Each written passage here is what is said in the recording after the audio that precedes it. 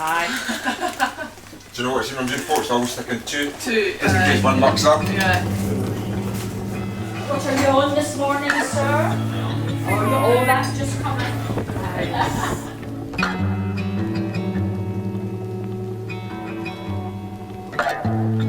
We tend to talk about higher powers as being like a religious thing. You know, we talk about higher being, whether that's God or, you know, whatever. But for me, that higher power is literally Mother Nature and my community. You know, they are my higher beings.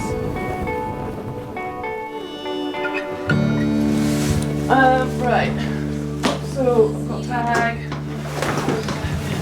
I guess, like, really for me, my activism didn't start as a job, but I don't think anyone who actually does care about it does. It's actually cooler to give a shit than not to give a shit.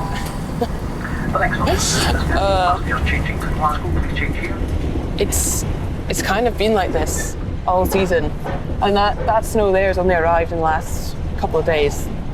So yeah, it's kind of crazy. I mean, it should be to ground level now anyways, especially here because we're a bit higher. This season has just been diabolical. My local community is really struggling right now because there is no snow. This is the first time it snowed in I think since early January. And it's just, you know, it's the start of March. It's not normal. And that's one of the things that we have, isn't it, is these sudden changes, these extremes from last week to this week. It's just madness. It's really hard to get your head around it, to be honest.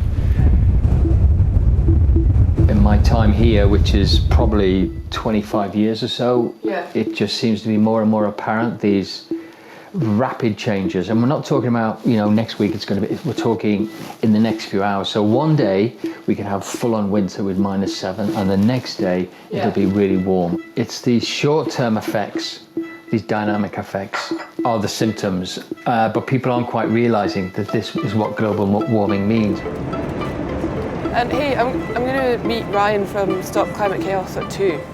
So it's really important for me to relay the experiences and what we're experiencing here to other people with their realms of influence, say down in Edinburgh or London or Manchester or whatever it is. You know, you've kind of got to go and see the whites of people's eyes. Kind of combine everyone's voices and what we sense. So my name's Lauren. How are you guys doing? Thanks so much for turning up. I'm confident in our outdoor community that we will start applying the pressure and starting the conversation and starting a constructive conversation about it. I think that's something that our community does really, really well. What's this building? This is the Scottish Parliament, so we try and influence this as much as we can. And I think as snowboarders, as skiers, as climbers, as mountain bikers, we see the world differently and we see it in a unique way. Like, we're in these spaces, we're on the mountains, we're in the forest, we're on the water, and we have to relate our experiences back to institutions like this.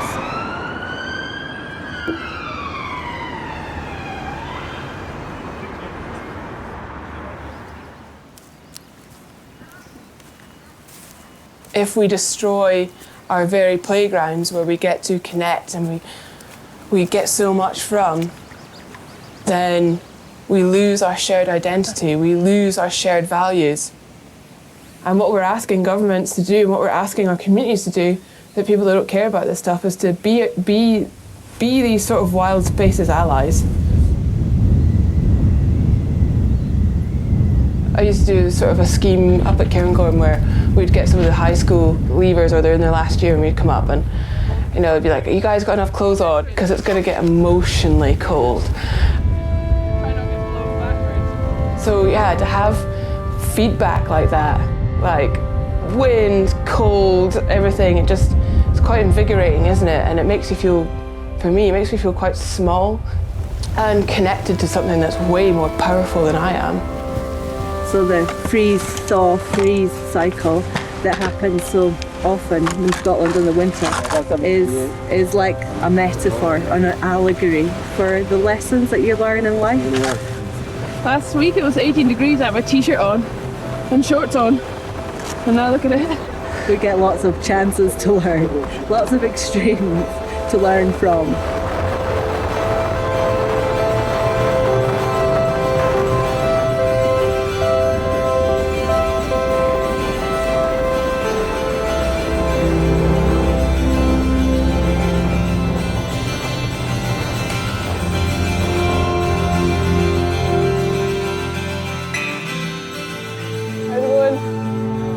I don't really think about myself as a sort of an environmental activist. I kind of just think about somebody as a who cares about living in this space, living in the Highlands, contributing to Highland culture, and I feel really privileged to have the hills where they are, to have the community that I do, because I don't know if I was going to analyse it, it really has been a massive part in making and moulding me who I am today.